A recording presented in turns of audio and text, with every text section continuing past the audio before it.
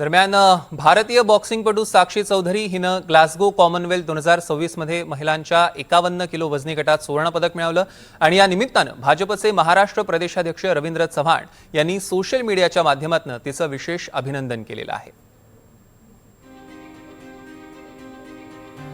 काय ट्विट केलं आपण बघतोय। आजचा दिवस डोंबिवलीसह संपूर्ण भारतासाठी अभिमानाचा आणि खास आहे।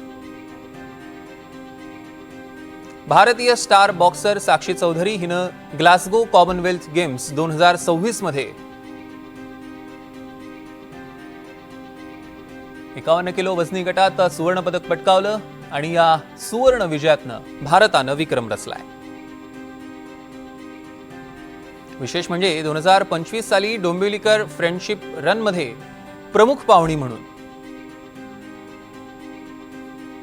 साक्षीचा झालेला सहभाग आजही तितकाच स्मरणात आहे।